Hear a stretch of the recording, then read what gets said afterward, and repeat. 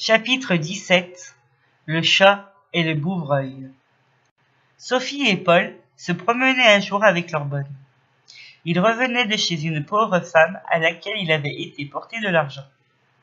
Ils revenaient tout doucement, tantôt ils cherchaient à grimper à un arbre, tantôt ils passaient au travers des haies et se cachaient dans les buissons. Sophie était cachée et Paul la cherchait.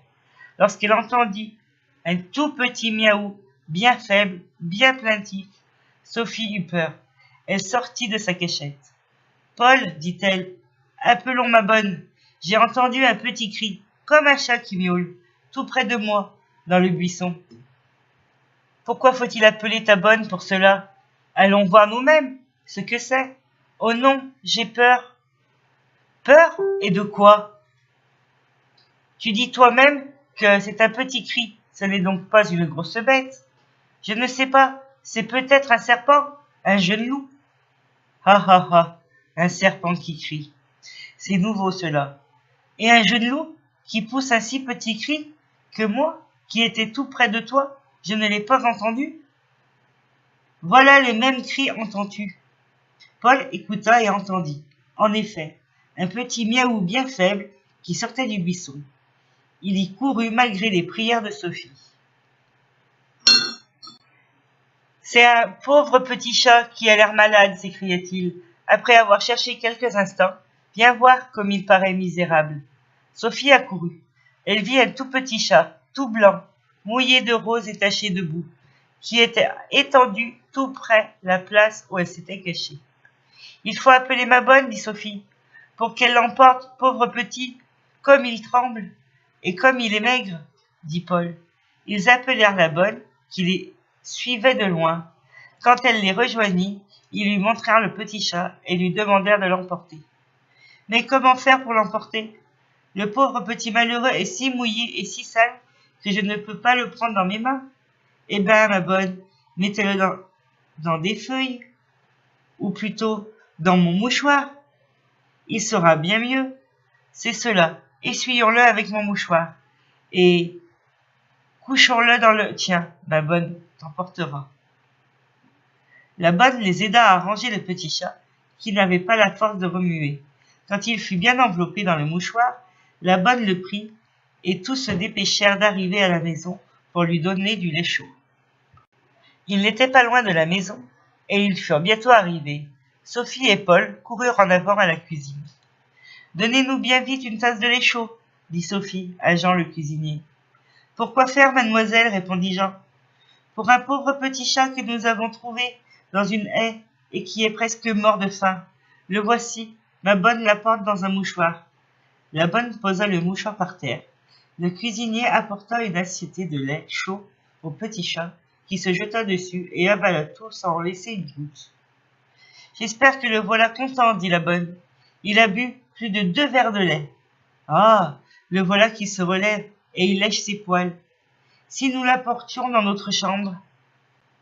Moi, monsieur et mademoiselle, je vous conseillerais de le laisser dans la cuisine. D'abord parce qu'il se séchera mieux dans la cendre chaude. Ensuite parce qu'il aura à manger ici, tant qu'il voudra. Enfin, parce qu'il pourra sortir quand il en aura besoin et qu'il apprendra aussi à être propre. C'est vrai, laissons-le à la cuisine, Sophie. Mais il sera toujours à nous, et je le verrai tant que je voudrai. Certainement, mademoiselle. Vous le verrez quand vous voudrez. Ne sera-t-il pas à vous ? Tout de même. Il prit le chat et le posa sur de la cendre chaude, sous le fourneau. Les enfants le laissèrent dormir et recommandèrent bien au cuisinier de lui mettre du lait près de lui pour qu'il pût en boire toutes les fois qu'il aura faim. Comment appellerons-nous notre chat ? Appelons-le Chéri ? Oh non, c'est commun. Appelons-le plutôt Charmant. Et si en grandissant il devint laid ? C'est vrai. Comment l'appeler alors ? Il faut bien pourtant qu'il ait un nom. Sais-tu ce qui serait un très joli nom ? Beau-Minon. Ah oui, comme dans les contes de Blandine. C'est vrai. Appelons-le Beau-Minon. Je demanderai à maman de lui faire un petit collier et de broder tout autour Beau-Minon. Et les enfants coururent chez Madame de Réan pour lui raconter l'histoire du petit chat et pour lui demander un collier. La maman alla voir le chat et prit la mesure de son cou. « Je ne sais pas si ce pauvre chat pourra vivre, dit-elle. Il est si maigre et si faible qu'il peut à peine se tenir sur ses pattes. Mais comment s'est-il trouvé dans le haie? Le chat ne vire pas dans les bois. Ce sont peut-être des méchants enfants qui l'ont apporté pour jouer et l'auront jeté ensuite dans la haie, pensant qu'il pourrait revenir dans sa maison tout seul. Pourquoi aussi n'est-il pas revenu? C'est bien sa faute, s'il a été malheureux. Il est trop jeune pour avoir pu retrouver son chemin, et puis il vient peut-être de très loin. Si de méchants hommes t'emmenaient très loin et te laissaient au coin d'un bois, que ferais-tu? Crois-tu que tu pourrais retrouver ton chemin toute seule? Oh, je ne serais pas embarrassée. Je marcherai toujours jusqu'à ce que je rencontre quelqu'un ou que je voie une maison. Alors je dirai comment je m'appelle et je demanderai qu'on me ramenât. D'abord, tu rencontrerais peut-être de méchants gens que je ne voudrais pas se déranger de leur chemin ou de leur ouvrage pour te ramener. Et puis toi, tu peux parler, on te comprendrait. Mais le pauvre chat, crois-tu que s'il était entré dans une maison, on aurait compris ce qu'il voulait, où il demeurait, ou l'aurait chassé, battu, tué, peut-être. Mais pourquoi a-t-il été dans ce buisson pour y mourir de faim? Les mauvais garçons l'ont peut-être jeté là après l'avoir battu. D'ailleurs, il n'a pas été si bête d'être resté là, puisque vous avez passé auprès que vous l'avez sauvé. Quant à cela, ma tante, il ne pouvait pas deviner que nous passerions par là. Lui, non, mais le bon Dieu, qui le savait, l'a permis enfin de vous donner l'occasion d'être charitable, même pour un animal. Sophie et Paul, qui étaient impatients de revoir leur chat, ne dirent plus rien et retournèrent à la cuisine, où ils trouvèrent Beau-Minon profondément endormi, sur les cendres chaudes. Le cuisinier avait mis près de lui une petite jatte de lait. Il n'y avait donc rien à faire pour lui. Et les enfants allèrent jouer dans leur petit jardin. Beau-Minon ne mourut pas. Un peu de jours, il redevint fort, bien portant et gai. À mesure qu'il grandissait, il devenait plus beau. Ses longs poils blancs étaient doux et soyeux. Ses grands yeux noirs étaient brillants comme des soleils. Son nez rose lui donnait un petit air gentil et enfantin. C'était un vrai chat, angora, de plus belle espèce. Sophie l'aimait beaucoup. Paul, qui venait très souvent passer quelques jours avec Sophie, l'aimait bien aussi. Beau-Minon était le plus heureux des chats. Il avait un seul défaut qui désolait Sophie. Il était cruel pour les oiseaux. Aussitôt qu'il était dehors, il grimpait aux arbres pour chercher des nids et pour manger les petits qu'il y trouvait. Quelquefois même, il avait mangé les pauvres mamans d'oiseaux qui cherchaient à défendre leurs petits contre le méchant Beau-Minon. Quand Sophie et Paul le voyaient grimper aux arbres, ils faisaient ce qu'ils pouvaient pour le faire descendre. Mais Beau-Minon ne les écoutait pas et continuait tout de même à grimper et à manger les petits oiseaux. On attendait alors des quick plaintifs. Lorsque Beau-Minon descendait de l'arbre, Sophie lui donnait de grands coups de verge, mais il trouva moyen de les éviter en restant si longtemps tout en haut de l'arbre que Sophie ne pouvait pas l'atteindre. D'autres fois, quand il était arrivé à moitié de l'arbre, il s'élançait, sautait à terre et se sauvait à toutes jambes avant que Sophie eût pu l'attraper. « Prends garde, Beau-Minon, lui disaient les enfants. Le bon Dieu te punira de ta méchanceté. Il t'arrivera malheur un jour. Beau-Minon ne les écoutait pas. Un jour, Madame de Réan apporta dans le salon un charmant oiseau, dans une cage toute dorée. « Voyez mes enfants, quel joli bouvreuil! Il m'a envoyé un de mes amis. Il chante parfaitement. Oh, que je voudrais l'entendre! Je vais le faire chanter, mais n'approchez pas trop pour ne pas l'effrayer. Petit, petit, continua Madame Réan, en parlant au bouvreuil. Chante, mon ami, chante, petit, chante. Le bouvreuil commença à se balancer, à pencher sa tête à droite et à gauche, et puis il se mit à siffler l'air. Au clair de la lune, quand il eut fini, il siffla « J'ai du bon tabac », puis le bon roi d'Agobert. Les enfants l'écoutaient sans bouger. Ils osaient à peine respirer pour ne pas faire peur au bouvreuil.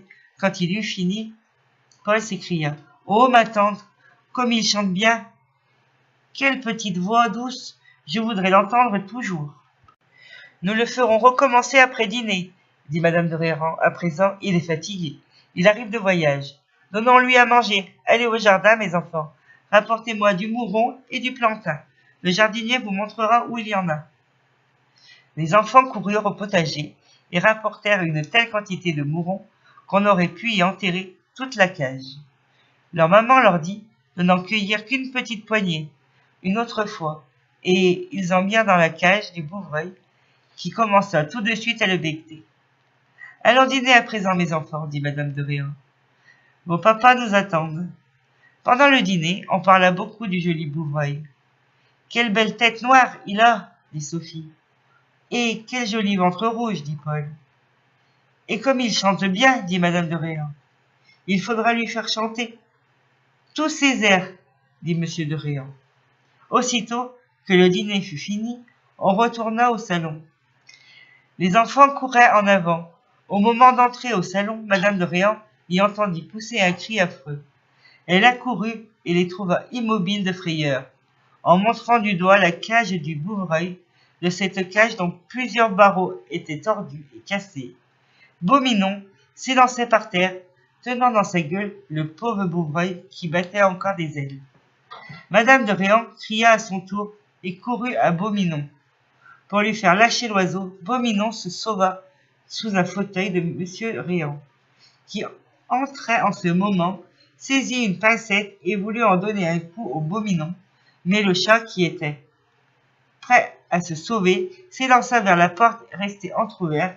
Monsieur de Réan le poursuivit de chambre en chambre, de corridor en corridor. Le pauvre oiseau ne cria plus, ne se débatta plus. Enfin, monsieur de Réan parvint à attraper Beauminon avec la pincette.